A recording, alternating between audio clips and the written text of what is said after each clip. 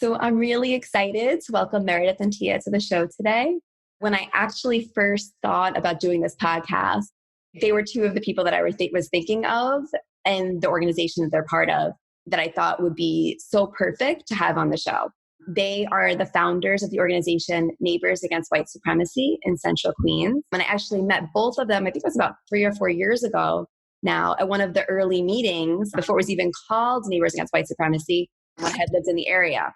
They've been doing some amazing work, anti-racism work locally, and they do so much around engaging other white people in this work and have a Facebook presence as well. So I want to give you guys like an opportunity to introduce yourselves. You can share who you are, how you spend your time, any identities or information that you think would be helpful for us to know who you are. So I'll start. Hi, everyone. I'm Meredith. I am 46, middle class, born and raised, and currently middle class, heterosexual, white, Midwestern born, and have a husband, a dog, and 2 cats. Awesome. Hi, Rory. Thanks for having us. My name is Tia. My pronouns are she, her. I am a white middle-class woman, raised the South Shore of Long Island, lived in Queens my entire adult life.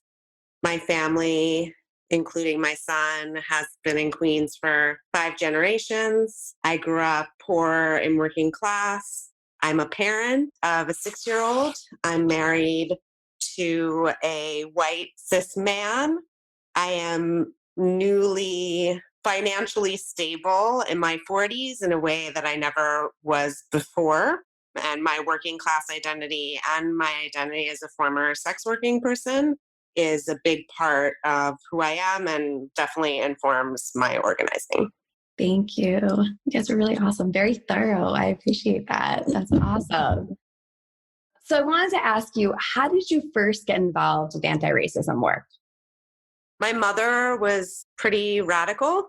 I grew up with political consciousness, the great privilege of that, actually. My mother was very influenced by second wave feminism. Time as a poor and working class woman, she was very honest with me from a very young age about the limitations that she felt within white second wave feminism. You know, the class consciousness was a part of my upbringing, and so was race consciousness and sexual identity consciousness. I mean, my mother always publicly and to me identified as bisexual.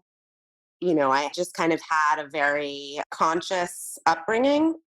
So I say that because it's hard for me to sort of delineate like a sort of political awakening or an anti-racist awakening. I will say, though, that as a working class person, was certainly doing political organizing in college that was sort of centered around gender and class. But once I left college, you know, was just working all the time and just trying to survive.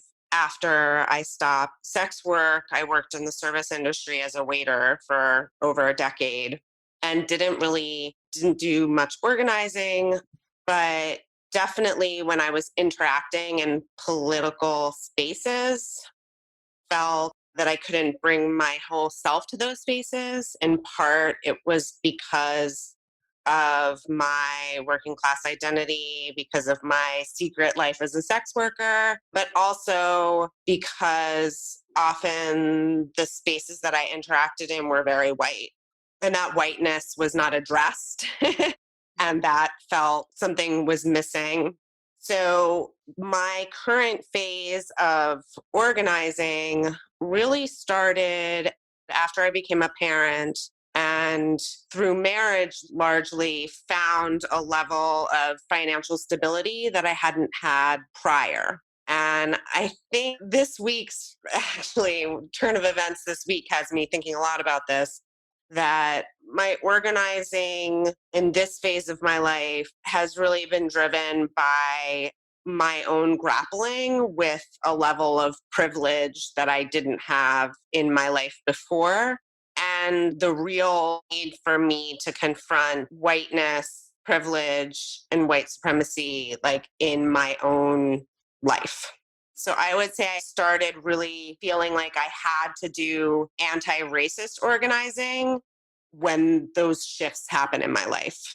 It's interesting because I think most that you had such like this consciousness kind of from when you were young, because I feel like a lot of times that's so uncommon for many white children. So it's awesome that kind of you had sort of this consciousness that it doesn't sound like in your upbringing that many people don't necessarily have all the time. It was such a privilege. Like I grew up with my mom married my stepfather when I was 11. And he was also born and raised in Queens and politically conscious and a musician and a legal aid attorney.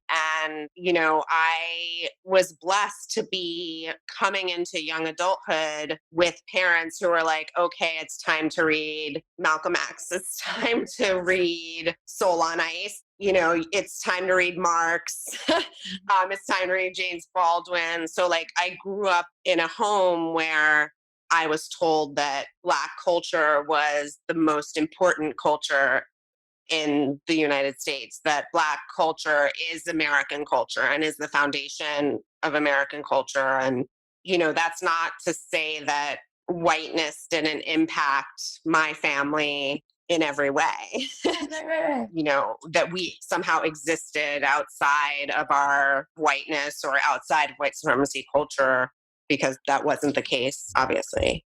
Meredith, what about you? How did you first get involved in anti-racism work? Much later than Tia. So I grew up in an academic household.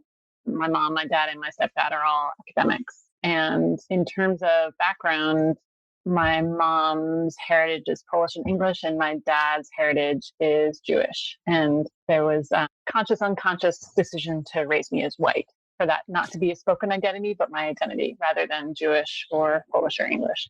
So that was a little bit confusing for me. Also, looking as I do, it was a little bit confusing for me. I got so immersed in Tia's story. No, that's okay. Every time she tells it, it's like I learn new things. Yeah. Fall in love with her all over again. No, it doesn't. Just like when you first got involved, like, I mean, it sounds like you're saying it was later than kind of Tia's experience.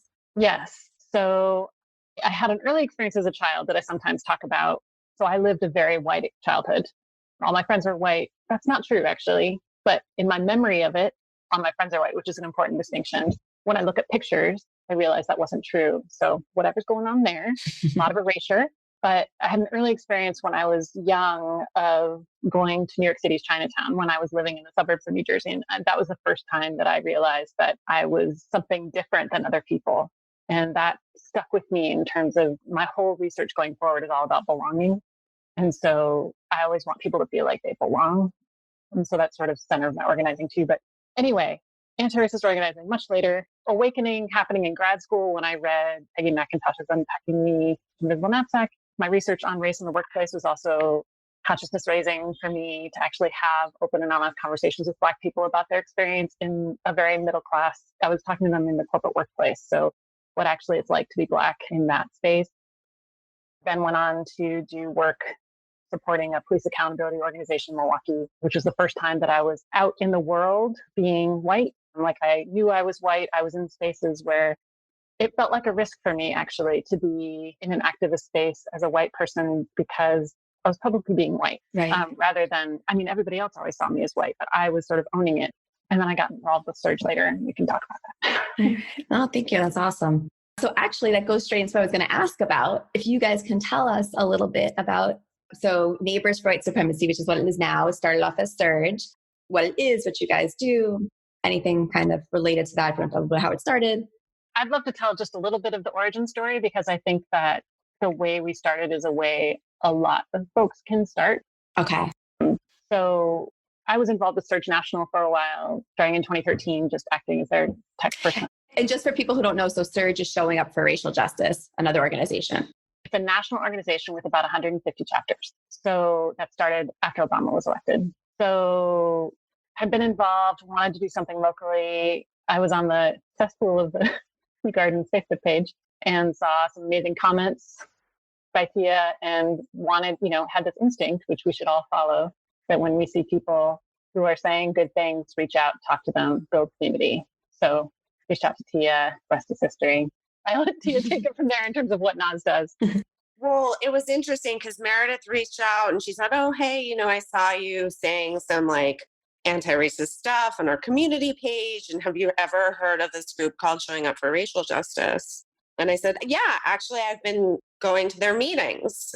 And I don't remember if we had this conversation in the messages, but we met shortly thereafter. We said, let's get coffee. It turned out we only lived a couple of blocks from each other.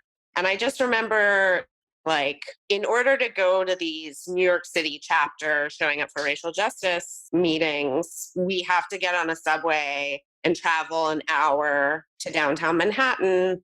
And for me, like, I want to organize in my community and I want to do this work where I live. I don't want to have to go somewhere else to do this work. Like, the point of this work is for us to examine white supremacy in ourselves and in our communities. And like, how can we do that in a city of really 10 million people if we're sort of leaving our geography? And Meredith and I talked a lot about geography that day and the need to be rooted in our geography and in our communities, in our white communities, not to travel outside, but to actually stay inside and like do the work there. And so we said, oh, we should like start a little neighborhood, be in Showing Up for Racial Justice, but like start meeting people in the neighborhood and inviting people in the neighborhood into this work of examining how white supremacy exists in our own lives and how it exists in our communities. And so that's November 2016. Yeah. Sorry, Tia. Yeah. And so that's kind of how you guys started. How would you describe the work that you do? Or give a few examples of maybe some stuff you guys have campaigns you've done recently or some of the things you have done. So the elevator pitch of that, we challenge white supremacy in ourselves and in our communities. And we do that individually and collectively. There are several prongs to how that work has played out in NAWS. The beautiful thing about community organizing, like true community organizing in your community, is that the work plays out dependent on all the different ways that class, race, gender, geography intersect. So for us, we're organizing primarily white middle class women, and reparations and wealth transfer has been a big part of our work. Self-reflection and supporting each other and challenging each other in that personal and collective work. And then broadly, and it manifests in many different ways, supporting Black and Brown organizers and organizations within our community. And that support can be financial, it can be logistical, it can be relational, it can be anything from crowdfunding for a campaign to being a shoulder to cry on, to getting a mattress to someone, to, there's 100 different ways that we try to show up for Black and Brown people in our community, in addition to showing up for each other so that we can do this work with integrity, with community, and for the long haul. Yeah, I think that's so awesome, kind of how you're saying that, right? I think that community piece, right, is so important. And you're kind of just describing, right, how you're working through and kind of supporting each other through all of these different things that are coming at you, right? All of these different things that are coming up. And so one of the things, right, having these conversations that are hard around race and racism, right, a lot of times it feels uncomfortable, right? Emotions like shame, guilt, anxiety, right? All of that stuff comes up with all of this work. From your experience, whether personal or from just other white people that are a part of the group that you've seen, what's been most helpful when these uncomfortable emotions come up, right? What is most helpful for you to kind of keep pushing through, to keep showing up? Like, what have you found that's been a helpful tool or idea or strategy, something like that? I just want to share my gratefulness for Tia, because I was raised to be afraid of conflict. And Tia and I have known each other now for over 3 years, 4 years. end of 2016, whatever that is to now. Mhm. A long time, and in basically an activism marriage. Like we know each other well, and we are very different, as you heard from our backgrounds. And I have never doubted, anytime we've had conflict, I have never doubted her care for me, her love for me, like her respect for me. Like I feel safe in our conflict. I feel safe in our disagreement. And that is a lesson I've learned from her. I did not learn that growing up. And Tia has been doing a lot of that work in our group to help folks build up their confidence in conflict to varying degrees of success. It's a long goal. So our group has really been influenced. I mean, of all the work that I reference in my own mind and that we reference as organizers, Tema Okun's white supremacy culture is, for me at least, the most referenced. And that analysis has really been a framework for Meredith and I. So, white supremacy culture talks about sort of the foundational beliefs in white supremacist cultures. Some of those things are fear of open conflict, worship of the written word, the belief that bigger is always better, more, more, more, more, more. What are some of the other really important ones, Mara, that influence our work? I'm the only one. I'm the only one, right? Only I can solve this problem. Only I can do this work. Only I understand what's needed. So, I feel like that analysis and that work has been so foundational for us to understand what we need to build, right? Because what we're trying to build in our community is the antithesis of that. It's anti-individualist.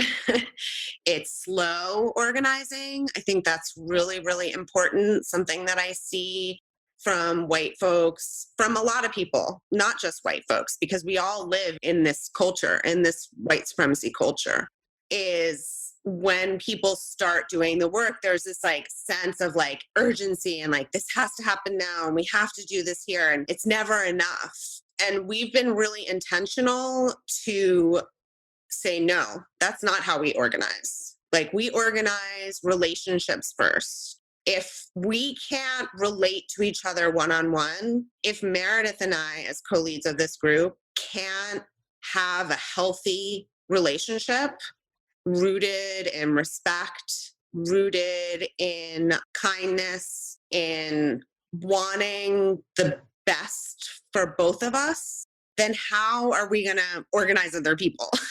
Right. Right? Like if it's not okay between her and I, then we have no business involving other people. And that sort of plays out between Meredith and I and the other organizers that we work with. So, I think about when we first approached the group that is now was our first partnership with a Black and Brown led organization. I remember saying to them, Mara, like, you have every reason not to trust us. We have no urgency to do anything other than to earn your trust. If stick around 2 years, that's fine. Wow. We have nothing but time. And that's like really something you don't hear in organizing, right? In organizing, we always hear like, oh, it has to happen yesterday. This, we're on deadline for this. And we're like, no, from the beginning, we were like, we have to be really intentional and take our time. And the relationships are the center of everything. And so we can't accomplish anything unless we center the health of all the relationships that we're in. The relationships that we're in with each other, the relationships that we're in with other organizations, the relationships we're in with community partners. And that's the opposite of how most people start organizing. Most people start organizing with like crisis mode. And how do you build from that? I think it's really hard to build for more humanity from an inhuman framework. Right. I think that's so great, right? To really point out that that's such a great example of like a best practice, right? Something that if someone is doing this work, a way, how do you build that trust? What does that look like? Where do you start from? All of that. I think that's really awesome to kind of just hear what that looked like and how the organization and how you navigated that, right? And just navigated what that was and all of that comes up with that. So really thank you for kind of... We navigated that like in our own relationship. That's how we started. Right. So the next question I wanted to ask you is from your personal experiences doing this work. Have there been any personal challenges that have come up for you, whether with family, with a partner, with anything that just felt really hard on you emotionally, showing up to do this anti-racism work that kind of maybe affected you in a way you didn't realize, like had no idea going in, or just something that was personal that you dealt with? Yeah, sure. I'll start. So I have been lucky in one way that my family and my partner have come along with me. So my husband comes to almost every potluck. And part of that is because we don't have children. So he is able to do that. And my 87-year-old father is supportive. He's supportive. He asks me about every potluck, how it went, how I felt about it. And my mom was with me during Safety Pin Docs. We can add that as a now defunct link, but she did reparations with me. And so I have had, and I know that's not true for a lot of white folks doing this work. So I want to send in my love out to all of you who are having family and partner conflict over this. That is rough, and hugs to you. In terms of my own journey, there's two things I want to talk about. The first is that I have always struggled with self-criticism. So doing this work can activate my shame really, really easily. So it has been really important to just keep going on that journey. I've been in therapy for over 20 years, and it's a lot of therapy. It's several times a week, and that has been really necessary for me. And I have to keep an eye on that. Tia knows how much I hurt myself, and she has been a wonderful support, helping me out of those times and just being continually there for me. I have other people in my life, but feeling all this love for my partner right now. So I'm just going to keep expressing it. Yeah. I just think it's all, hard. It should be hard. There have been times where we felt, Meredith and I as co-leads, that kind of a lull in our group, and I mean, to me, discomfort, conflict, and when I say conflict, I mean managed conflict, conflict, intentional conflict, or conflict in which conscious conflict. I think that's a good way to put it. Yeah. There have been times where it starts to feel kind of easy sometimes in NAWS. And when that happens, Meredith and I usually plot conflict, or we realize that, when we're starting to coast is when we have to push so that we can grow individually, and so that NAWS can grow collectively. Something that happens, I think, with people who are leading other people, but especially with white people leading other white people, is people want to make Meredith and I like the experts or the authorities. And they, I think, want to like put responsibility for growth and change on us. And when we feel that happening, that's when we know we have to create conflict or create tension so that we can sort of snap everyone back into whatever it is they need to be into, so that people don't get lazy. I mean, I want to say that a big part of like, this isn't in Tama Okune's white supremacy culture, but like, I feel like there's a emotional laziness that's central to white identity. And, we don't ever want to be in that place. We want to be uncomfortable, and we know that that's the good place. I'm like too good about everything. I'm not doing what I need to be doing. Like, I'm not growing. Right. And I need to be growing always. Right. You can hear how Tia and I kind of balance each other, right? Like, Tia is really good at pushing, and I'm really good at sort of holding the result of the pushing, but also pushing, but in a different way. But and Tia is really good at holding, we come at it. I think it's a really special thing that we used to call it Meredith, good cop, bad cop, right? Right. But now, we decided that, we are abolitionists doing abolitionist work, and we didn't want to be using carceral framework to describe our dynamic, which we love and which I hope, we try to wield effectively. So Meredith came up with. Oh, I didn't come up with it. There's a book I love called The Person You Need to Be, Dr. Dolly Chu. And she talked about heat and light. Both are necessary and they complement each other. And I love that. We are heat and light because we reject carceral authoritarian thinking. Yep. I remember the other thing, by the way, Rory, should I? Yeah, definitely. So it has to do with my choices in organizing. So I sometimes wonder, I don't know if I've talked to you about this much, Tia, maybe I have. I feel like everyone, when they are doing this work, they need to spend a little bit of time figuring out what their superpower is, like what their strength is, and always be pushing it, always be sort of meeting their edge. But I mentioned I had this early on experience of not belonging. And so my parents are divorced, and it was a difficult divorce for everybody, and not a lot of language around it. So a lot of confusion. And so I carry with me desire to keep people together. And I always wonder if that is a role that I play in my organizing. And I hope that's okay. I hope the skill I learned from my trauma is okay to use in my organizing, that I'm not making things somehow worse for me, or maybe I'm healing something. That's a question I'm always holding. And I kind of love that you're pointing that out, because I think that's so often what happens, right? As we're doing all this growth work, right? All this internal work, so much kind of can come out of that. And so much of that, right? Kind of we're questioning, right? Kind of what's my role in this? Am I showing up right? Am I doing this in the best way possible? I really appreciate that you shared that too. The other thing I wanted to ask is, through the work that you have been doing, is there a moment that you can pick out, a success moment, right? A moment where you're like, this is working. Wow. Kind of seeing change, right? Sometimes when you're in this and there's so much trauma, right? So much pain, those moments that you could kind of say okay, we're making it, there's light at the end of the tunnel, or there's something that we're working towards. Are there any moments that stick out for you as sort of these positive moments, or moments where you're seeing changes affecting people positively? I'll start with that. The focus is not on looking for, at least in my mind, is not in terms of looking for anything linear.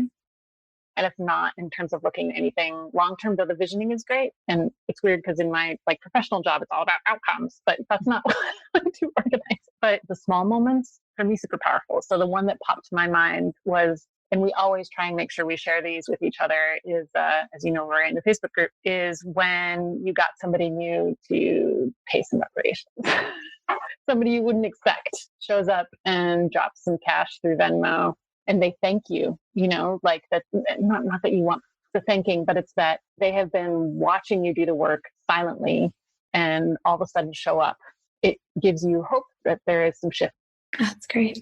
I would say, for me, I'm really a process oriented person. So I love when the process feels right. It's been a huge accomplishment to work with Black and Brown organizers and be entrusted by them. I think about the huge risk that Black people take when they trust white women.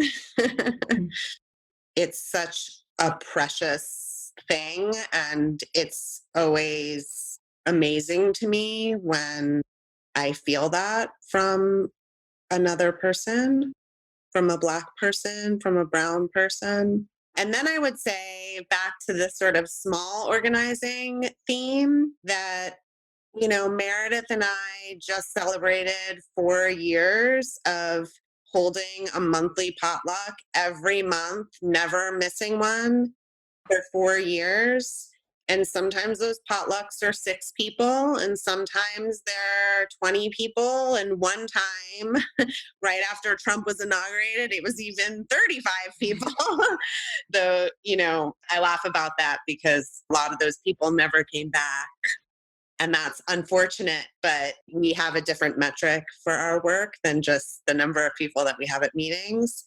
But something I think that people don't understand about real organizing is that getting 6 people, 12 people to show up every month for 4 years is like a huge accomplishment.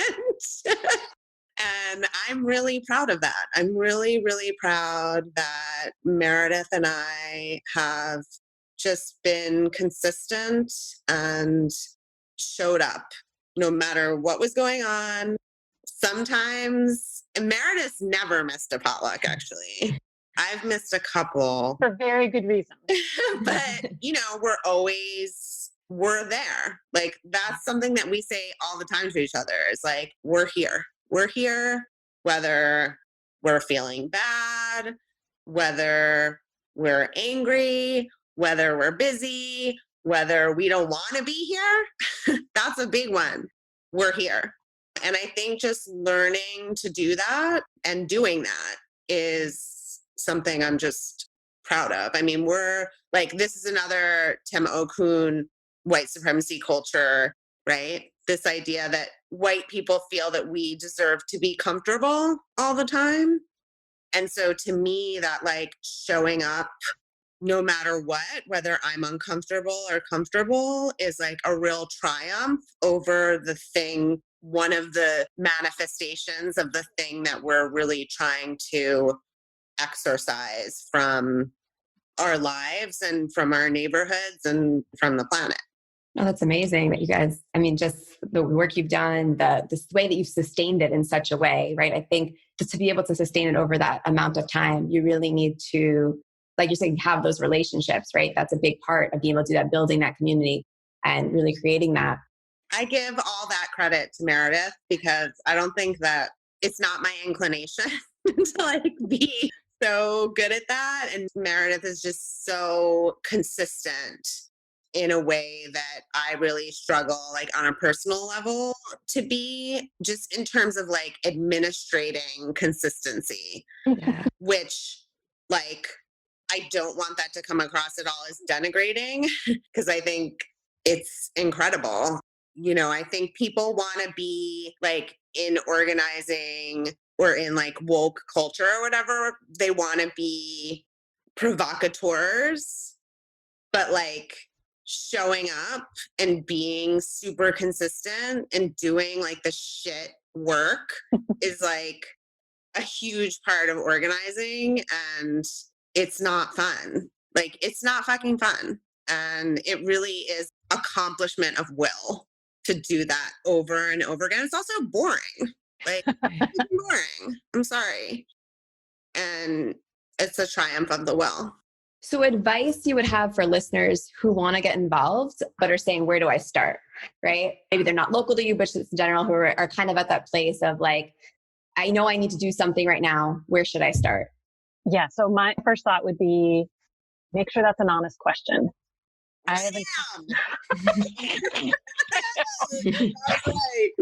just hear that a lot in my activism world and my professional world. People know where to start.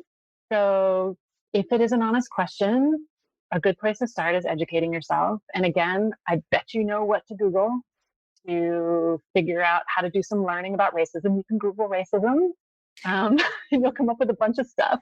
But really, I'm sort of echoing what I hear Black activists saying, because a lot of Black activists talk about white folks saying, I don't know what to do, when really we do. But you're kind of using that as a reason to not get started. So I just want a little reality check there. Do you really not know what to do, or are you delaying? So maybe the question is, what's getting in the way of them starting is what they're asking themselves. That's an excellent question too. And then just in terms of super practically, I really love the way we started. And I really love just reaching out to people you know and don't know who I'm a big proponent of the way we organize, so it's hard for me to say it in any other way. But I think organizing I am also a professional geographer. That is actually my discipline. But organizing in place is really important. So really reaching out to your neighbors, getting people together in your home, but making sure that you are eventually slowly building, we call them accountability partnerships with Black and brown organizers in your community, but making sure to do some good work yourself. And I would recommend, so Surge at the national level for a while was doing a lot of great political education. I'm hoping they will be doing that again. Political education is education about how the world works when it comes to power. But again, you can Google all that stuff. But there might be a Surge chapter in your area. And if you are wanting to look for community, that would be a good community of white folks to hook up with. I mean, I think political education is a big part of what we do within our small community. It's a part of every potluck. We read almost exclusively Black women practicing different kinds of Black feminisms. So I would say a starting point too is if you have a friend or a coworker or someone you go to school with or a neighbor who seems interested in exploring racial identity and doing anti-racist work, commit to them to do political education together. And that political education can be reading a text together, reading a book together, reading an article together, listening to a podcast together, and then really being emotionally honest about how it makes you feel. And also, to me, all work, and for NAWS, all work begins with reparations. We wouldn't dream of ever approaching Black or brown organizers or organizations without first establishing a reparations schedule almost. Right. I think in this country, we certainly, when we talk about racism in the dominant culture, we talk about it as sort of like a personal problem. Like some people are racist and some people aren't racist. And how racist are you? But it's a global system. It's a system that exists and that was built to steal resources for white Europeans to steal resources from Black and brown people. And so for me, transferring resources has to be at the center of our work. And you don't have to be rich to do it. You can start if you have $5. I mean, we talk to people about thinking about what they can give up. What comfortable thing do you have that's not essential for you? Can you give up? And that's your own money, but that's also social capital and access to white community wealth. And then access to other resources too, connections, things like that. Something that happens with NAWS is we do a financial, wealth transfer, but we also do skills transfer and access transfer. People know how to build websites, or people know how to write resumes, or know how to do HR. And we offer those resources to Black and brown organizers too, not just cash, but also social capital and skills, whatever skills we have, even if it's just rides, I have a car and I can, make this situation easier because I can pick people up and drop them off or whatever it is. I would just say the first thing to do is just start. Excellent advice that you're sharing. There's so much that people can really do, right? And I think, right. So just making sure that you're committed, that you're starting, and if you're feeling blocked, you're pushing through those things so that you're not blocked and you're able to do all of these things in all the ways that you can do it and show up. Be doing anti-racism and racial equity work. So just before we finish, I wanted to ask you if you want to share if there's any ways if anyone wants to support the work that you're doing, ways that they can do that. And if there's anything else that you want to add before we finish. So, we are all volunteer. We will never be a nonprofit. No. We're not interested in holding power. We're interested in transferring power. So you don't need to like donate to us or do anything like that. But we have some amazing community partners. The Caribbean Equality Project, which is the only Caribbean LGBTQ organization in New York City. You can go to CaribbeanEqualityProject.com and donate to them. They do so many amazing programs. They're right in our neighborhood. They have had an international influence because some of their members have gone on to become global celebrities, including Dominique Jackson, who became the star of Pose, but whom we first interacted with as part of this little grassroots Black and Brown led LGBTQ organization in Richmond Hill, Queens. And she's now, has really had a global influence on people's understanding of Black immigrant trans identities. So CaribbeanEqualityProject.org. I'm sorry, I said .com, but it's .org.